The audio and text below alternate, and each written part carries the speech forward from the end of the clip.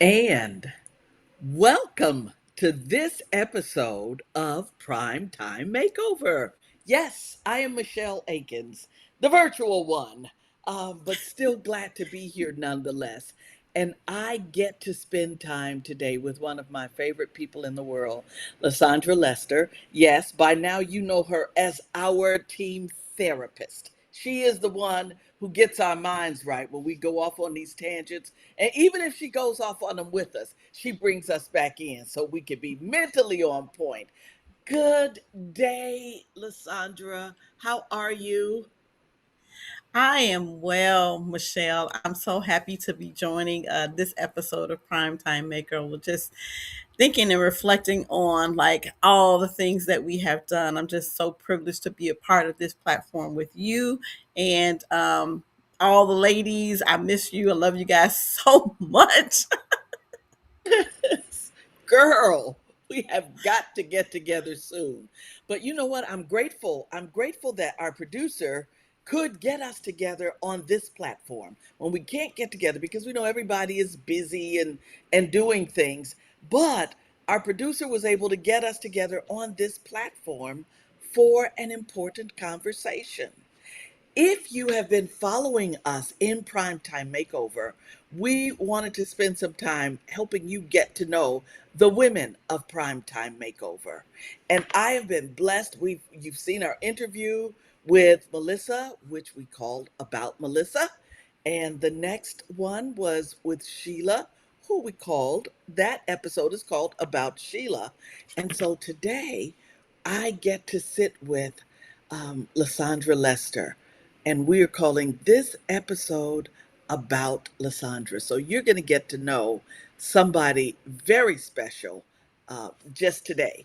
So welcome, Lysandra, again to this episode of Primetime Makeover. And this one's all about you. So there.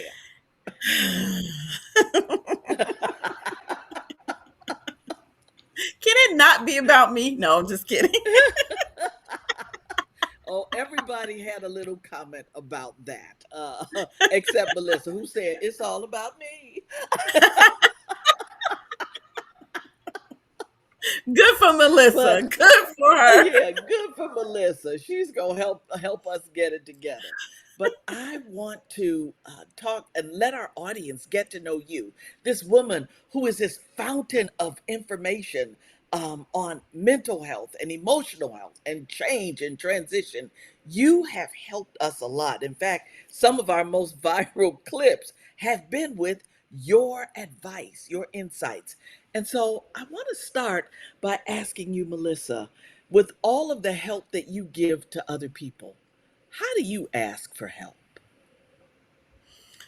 Whew, okay, that's a deep question. We're just gonna dive right in, right? We're Yeah, just let's gonna just dive start it right off with a in. bang. Yeah. Okay, how do I ask for help? That has changed over time. I'll say this. Mhm. I never used to ask for help. I never asked for help before previously because my background was I was raised by a single mom. And in a lot of ways, I became mom number two. Yeah. And so, being mom number two, there was a lot of responsibility that I had. I had to help take care of my younger sister, I had to do things around the house. And so, it wasn't, I didn't feel I had a space or place to ask for help. And I took Mhm. that type of mentality well into my adult years, and it was just all about get it done. Well, some things happened in my life that caused, some change and transition for me. And I learned that I needed to ask for help. I learned that I couldn't do it all by myself, nor did I want to do it all by myself. So now the way I ask for help is still slow. I'm still slow, but I'm very Okay. deliberate. I take a little bit of time to really evaluate what kind of help I need, who I feel is Mm. capable of helping me with that need, and then whether or not they will be willing to do so. And so I'm very slow, I'm very deliberate, but asking for help, but I will ask for help when I need help. I'm not trying to be superwoman anymore. Yeah, yeah. And I like that you said I'm slow and deliberate in how I ask, and I suspect in who you ask too. But you also said something, and no, no, no, because this is about you. Because I was about to ask you, you said, first I had to decide if I needed or even wanted the help. And there might be some of us who feel like, no, I don't want anybody to help me. But that's not this conversation because we're talking about you. We're not going to talk about the rest of you all today. I'm looking at the camera. Right now, we're talking about LaSeandra. Okay. So, and in talking about that you're being slow and deliberate in how you ask for help, here's the next question. What incident in your life has most defined who LaSeandra Lester is today? Has there Mhm. been one incident? Tell me about it. Yeah, yeah, and that's what I was alluding to earlier when I said, some things happened and I had to transition and change. I don't talk about it a lot, but I think people are starting to get an understanding of my story a little bit. And so, Mm-hmm. some years back, people know that I'm divorced now, but I was married for 30 years. And I was married to a man who we were, both on the same page, spiritually, naturally, all the things. Well, he had a crisis of faith Mm-hmm. after being a pastor, and he had a crisis of faith. And when he had the crisis of faith, that was really a turning point in my own life. Yeah. Um, I had to sit with, his crisis of faith and then what it meant for me. And so it was really a radical rearrangement of my own faith journey, but also Mm-hmm. my own natural journey as well, because now, I'm living with somebody who we're not aligned in some ways, and now trying to navigate that, but also like his questions about faith made me like deconstruct and reconstruct my own faith, because I had realized, there were some questions that I could not answer about what I Yeah. believed. And I've always said, like, that's the best worst thing that ever happened to me. And so when Mm-hmm. I realized that I had to like really reevaluate my whole life, and everything about my life at that point was called into question. I had some choices to make about, how I was going to live and what I believed and how I was going to approach life. So I think out of that came, just a deeper understanding of my belief in God, and my faith practices and all of that. But also what I thought about relationships, what I thought about partnership, what I thought about, myself as an individual, and realizing, obviously that movie kind of played out and we ended up divorced. But I started to really kind of pay attention to myself, like, and I said, if he can make these radical decisions and radical changes, I kind of started to feel like I should probably protect myself a little bit.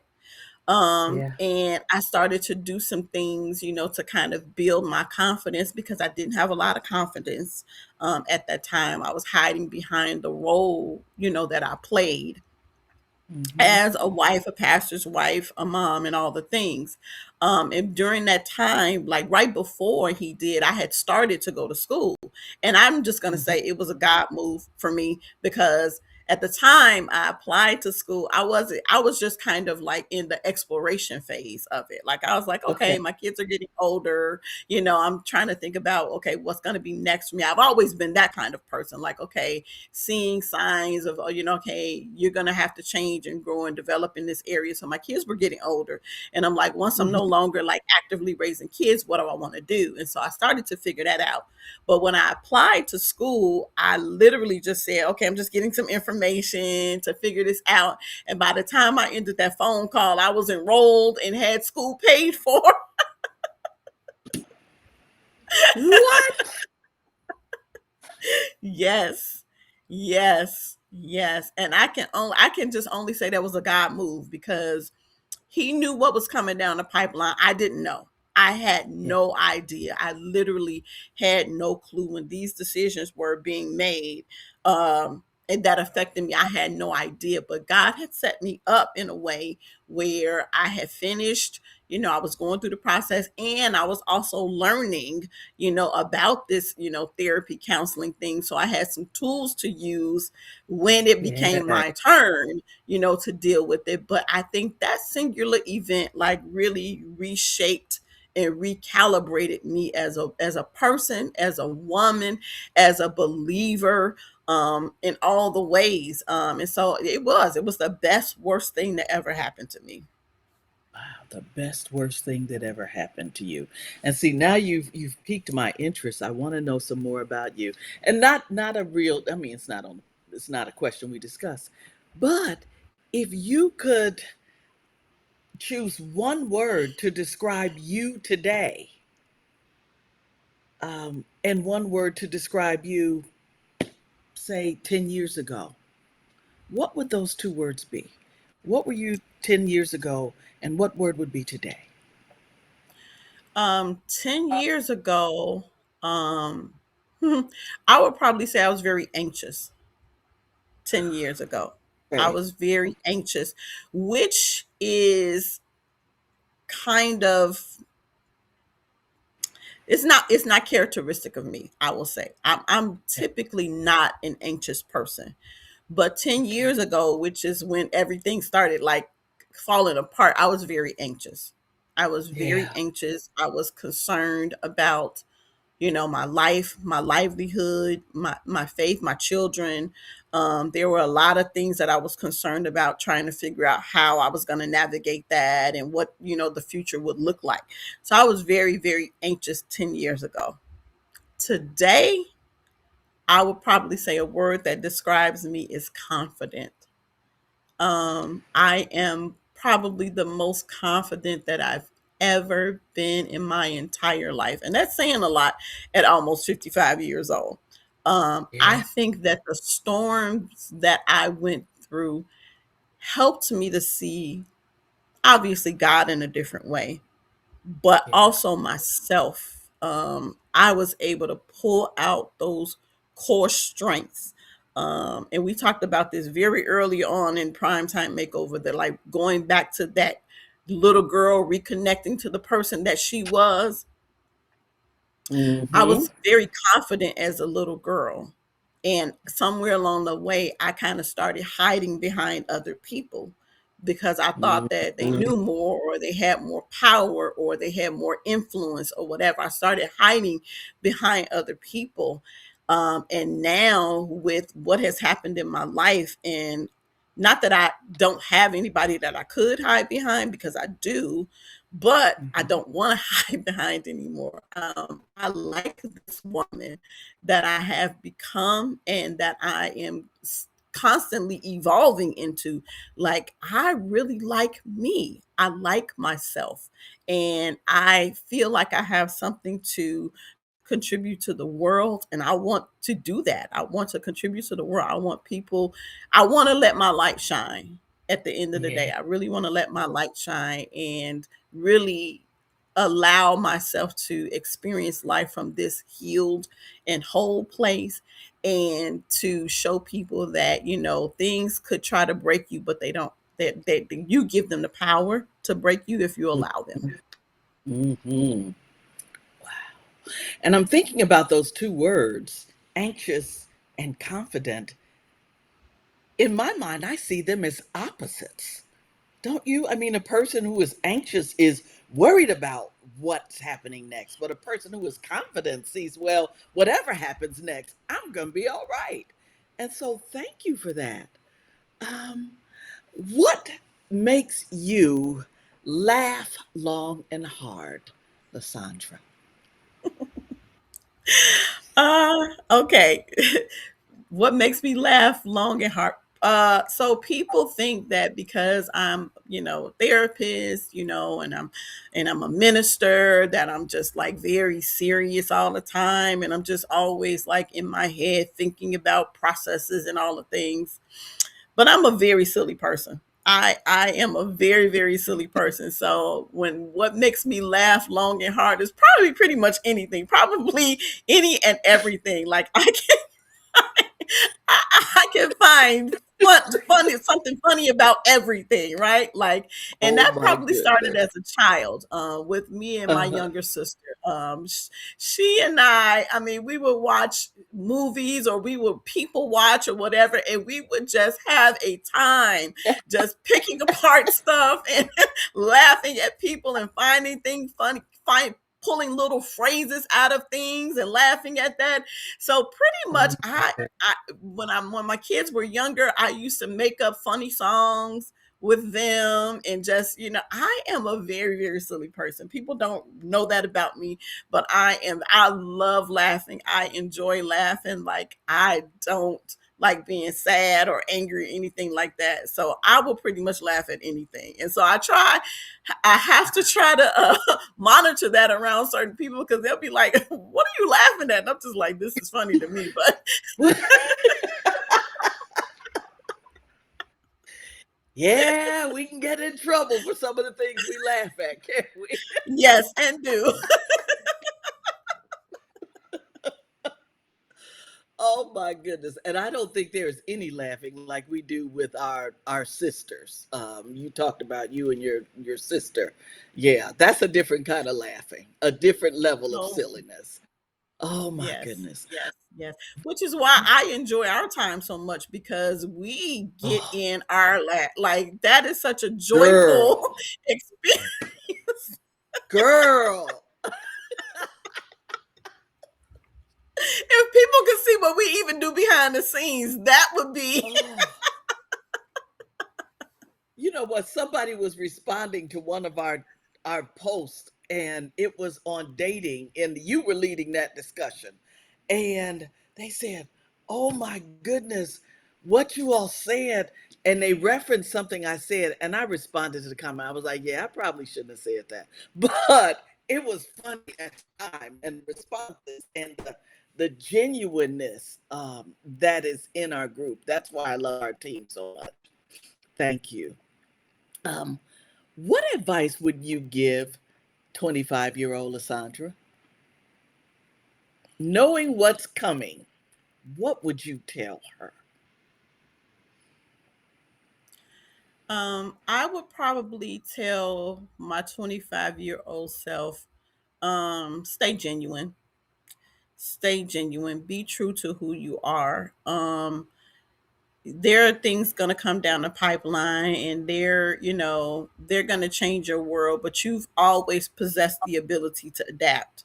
And so just stay genuine and true to yourself. You don't have to prove yourself to anybody. You don't have to. You have everything that you need to be successful. You always have. And just keep remembering that, at 25, you have a whole lot of life left ahead of you, and just enjoy it. Enjoy your family, enjoy your children, which I did try to. But, this space in my life now, if I would have seen this 25 years ago, I probably couldn't have conceptualized it. Yeah, But I would tell her, stay genuine. Stay genuine. Stay true to who you are. You're a dope person. yeah, yeah. Isn't this something? At 25, we don't even see that sometimes. What do you believe is your greatest accomplishment? Well, that's always easy for me. My greatest accomplishment are five, actually, not one. Um, Chris, Jordan, Jalen, Ryan, and Jonathan. Okay. Those are my five sons, and they are my greatest accomplishment in life. And now I gotta jointly take credit with God for that, right? Because He gave them to me. Yeah. But seeing these young men experience what they've experienced, and I'm not saying that they had like hard traumatic lives or anything. We did our best to like create lives for them, but they had their own experiences like we did, going through what we all went through as a family. And seeing them like become become the men that I knew that they could be, and living the lives that they desire to live, is my greatest accomplishment. And the reason I say that is because I was a homeschool mom. I Okay. homeschool all five of my children all the way through high school. And the thing that I think it afforded me was the ability to see their gifts and talents in raw form. And it allowed us to structure their lives and their education processes based on their natural bent. So they were able to early on, like, work in fields that they were interested in and apprentice with people at 13, 14 years old, going to school and tailoring their school towards their natural bents, what they were gifted in, what they were talented in. And they are all now doing exactly what I saw in them at 5, at 7, at 9 years old. They are doing that and they're successful in it. And I just look at them and I'm in just amazement and like, wow, this is so phenomenal. Like they are doing, they didn't have to go the route of, the pressures of the academics, and they're smart. They're all like extremely gifted young men. Don't get me wrong, but I think traditional school settings would not have allowed them to thrive in the way that they have because it's very that's a whole nother show about the educational system and how it, affects black and brown people. That's a whole nother conversation. But, We're going seeing, to have it. We're going to have it. let's do it. Taking notes. let's, let's do it. But Mhm. yeah, anywhere from like giving them space to breathe and run and play to like, okay, if you got it, let's move on. We don't have to stay held back, while the rest of the class catches up. So I had one of my sons who actually completed 2 grades in 1 year in homeschool just because it's like, let's go, let's do it. So so yeah. So yeah, just being having that freedom and that flexibility to really kind of tailor their education towards their natural gifts, talents, and abilities, and then see them actually living that out in real life is just that's my greatest accomplishment. Oh my goodness, that sounds incredible. And I don't know how in all of our conversations I did not file that information away because I do want to ask you that as a mother of five boys, I mean, you're the picture of a boy mom right here. You want to Yes. know what one looks Yes. like? Right here. As a mother of five boys, what prompted the decision to homeschool them? Because that sounds like a you decision. Yeah, it was. So my two oldest children, they actually did have a little bit of experience in the public school. My oldest Okay. son, he got until about third grade, I think. Second or Okay. third grade, I can't remember. Second or third grade, and then my youngest son was going into kindergarten at the time. And just see they're smart kids, right? They're extremely Right. smart, bright, catch on things. But I'm starting to get these comments and these, situations going on, at school. And I'm like, because okay, you're not challenging him enough. You're not, but my oldest son, he's a very active child. He was a very active child. He's still very active today. If you ever see any of my posts, he's a pickleball coach. Like he does all of that stuff, but he's a veterinarian as well. He's a veterinary nurse. And so, but he has that duality. Like he has all of this gifting academically, but he's a very active person physically. So Athletic. Yeah. very athletic, very, very, very athletic. And so starting to get these, conversations about, what is happening in school and, me saying, and backtracking to my own educational experience, I was in a gifted program as a child. I've Okay. always been in gifted programs. And so, knowing like what it would take for him to stay challenged. But then there were also the wave of what was happening social culturally at the time, and knowing our religious beliefs and things like that, I started to see, okay, they're going to start to get lost in the shuffle here, Yeah, because we yeah, kind of have our beliefs and our values, and we're kind of trying to stick to that in raising our children. So it was like that convergence of all of those things that said, you know what, this is probably not going to be a good decision for these young black boys. And so right. my husband and I talked to him about it. We talked and we both agreed, like, okay, this is going to be, something that we're going to do. Now, initially, we didn't know how long, we didn't know what the plan was going to be and how we were going to do it, but we just knew like this was a line drawn in the sand for us. And so we pulled them out. And back then, with in like the early 2000 1990s, late 1990s, 2000s, there was not a lot of support, resources, all of Mm-hmm. the things to homeschool. But we trusted God and we said we're gonna pull it together. And we thought, okay, we're smart people. Right. We've taught them everything they've known up until this point, right? We taught them how to tie shoes and say ABCs and all the things, so we can figure out the Okay. rest of it. And so we quickly, gathered a support group of other like-minded people who were thinking the same ways that we did, and we formed a homeschool support group. And we figured out resources and all of the things, and we homeschooled our children. And back then it wasn't popular because I don't know of any parents who look like me back then who were homeschooling their children.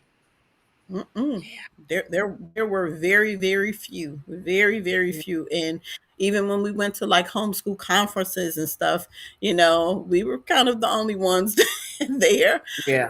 And we had to, decide, how we were going to navigate that space as well.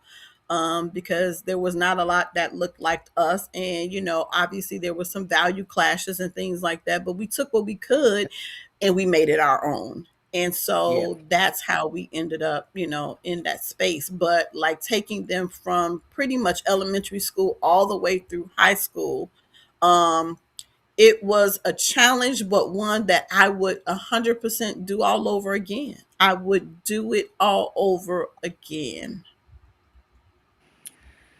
You have five boys, and Hmm. we're still talking about the greatest accomplishments. So you have Hmm. five of them. Can you share what their professions are? We know one's a veterinary nurse Hmm. and Yep. a And, pickleball coach. and a pickleball coach and a chess coach as well. So he's starting his business. It's called Court and Chess, and he's going to be doing a lot of coaching and getting his brand up. So he's doing that. Yep. My second oldest son is by chef of profession. Uh, he is kind of taking a different route right now and trying to figure out how to do that, in the best authentic way for him.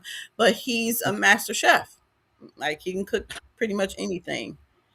My third oldest son is finishing up his training to be an interior design architect. So he's going to be doing interior design. My fourth son is going to, in the route that I'm going, he's going to become a therapist. And I told him we definitely need black male therapists. And he's actually great at what he does. So he's finishing up his education for that. And then my youngest son didn't want to go the traditional route at all. He's a union carpenter. And it went from watching him build things with Legos, and had a Uh-huh. fascination with Legos, to him building houses and working in commercial spaces. And so he does that now professionally. LaSeandra, those are great accomplishments. Thank you for that. Yeah. I just have two more questions, unless you say something else provocative No, you're here. fine. Uh, you experience. I've heard two major disruptions, three if you count the disruption of faith that you know was a part of your husband's disruption is, crisis of faith. And then even the decision to start homeschooling your children. You saw something that disrupted, like, oh no. What advice would you give to a woman today? Because there are so many circumstances in the world that will cause disruption. What advice would you give to a woman today who is facing the need to make a big change? Mhm.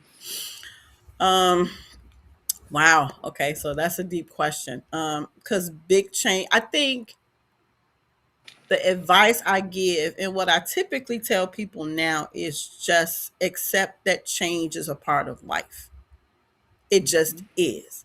From the mhm, time you are born until the time you leave here, you're going to change in some way, some big, some small. I mean, think about mhm. it. Developmentally, you're not the same size that you were when you were 5 years old, right? You're just Nope. not. And Right. those changes happened without your permission. Yeah. You didn't ask yourself to grow and get taller or wider or develop the skin tone or whatever. Like those changes happened without your permission, so you're already experiencing change all the time. And so accepting that change is part of the process, part of living, is the first step, because the more you try to fight it, the more difficult it is to get to the next, what is on the other side of the change. So first of all, accept that change is part of life.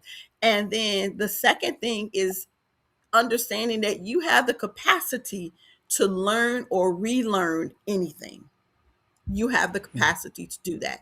And so because you have the capacity to learn, even if something changes, if you have to relearn or reconstruct or deconstruct some things that you thought about life and thought about your journey, it's okay. You have the capacity to do that. You have a God-given gift.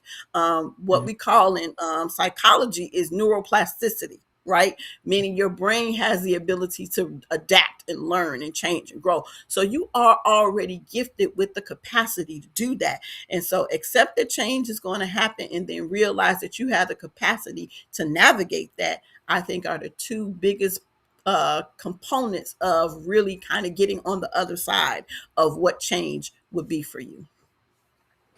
Hmm. Thank you. I feel, listen, in talking to you, I'm feeling myself settle. That wasn't the intent, but I'm just like, that whole idea that we have the capacity to learn and relearn anything. It's a very reassuring statement, which is what we get from you on our panel.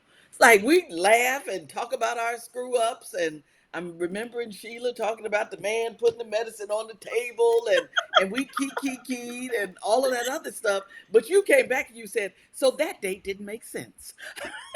It was a very grounding statement. It was hilarious though. See, it was hilarious, but you brought it back. It's like, so that day didn't make sense, right? Okay. And Hmm. so Hmm. just in talking to you, I feel a lot more settled. That was a reassuring comment. And so we pull from you all of this stuff. You have clients, you have people, you're pouring into people daily. Um, how do you stay grounded? Hmm. Um, my grounding is very intentional. I have learned to shut everything down if I need to. Mhm. I've learned that. I've learned, I've gotten away from the people pleasing and the sense of obligation. I still do those things. I still, try to help as many people as I can, um, for as much as I can. But I will shut. Actually, yesterday was one of those days. I shut Really? everything down. I shut everything down yesterday. I was tired, Hmm. and I didn't go to church. I did to recharge. I needed to Okay. regroup. I needed to refresh myself, and I feel 100% better today. For that, I have my Yeah. energy back. I have my desire, to go back out there and do the things that I do back. But I will shut some stuff down quick, fast, and in a Yes. hurry. I will definitely tell you no. I have no problem with saying no. And so that's my way of like grounding myself when I know that I've reached, my capacity. I know how to shut things down and reconnect. And so yesterday was a lot like hanging out with my sons a little bit, Yeah. um, getting me some nourishing food to eat. I had been eating bad this week, and I was like, okay, you're not loving yourself. I didn't have a whole sleeve of Oreo, but Okay. I was like, okay, let me get some nourishing food here. I had me a nice meal yesterday that I prepared, nice healthy meal. Got some rest. Was able to take in some time outside and kind of get some fresh air and things like that. So that's a lot of what I do to ground myself. Okay. Okay. I really am appreciating this conversation and the opportunity to get to know you a little bit better. Here's my last question. We all are going to one day not be here on earth when we transition, or as Melissa says, when we graduate. What would you like to leave here when you transition out? I got a Mhm. little tickle. So when I graduate, I feel like I've left the seeds of who I am as a person in my children. So I know that they're going to, be in the earth realm, and they're going to, carry on um, the person that I am and what I've taught them and what I've been to them in their lives. But also, I want to leave a legacy of showing people that you can be educated, you can be spiritual, and you can be a kind and loving person. Mm, You you because those two sometimes can be the heel that we stand on, whether it's religion or education, and we can kind of see ourselves as superior to other people in those ways. But I don't yeah. see it like that. I feel like where much is given, much is required, and I think what's required out of both of those spaces is kindness, understanding, empathy, and love. And so I Mm, want to be a person that people can look to when they look back over my life and say, you know what? Yep, she was well educated. She was a woman of great faith, but she was also kind and generous and loving and caring and practical and real and down to earth. Um, I want people to know that about me. At least that's what I hope that they're saying, because that's what I'm trying to put into the earth, and that be my legacy. well, I'm certainly saying it, and I'm holding in my heart the kindness. You are an incredibly kind woman, and I have experienced it firsthand without anybody else around to see it.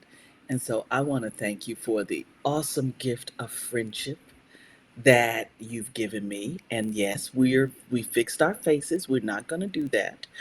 Um, but you are already leaving those seeds. So I love you and I thank you for all of that. And so I'm not even sure what our time is because our producer didn't hold up his fingers. So we talked as long as we wanted to, and we had a good time doing it. So thank you for joining us on this episode of Primetime Makeover, which was all about LaSeandra, our resident and team therapist. We love you, and we will see you on the next episode of Primetime Makeover. Thanks, LaSeandra. Bye bye, Michelle.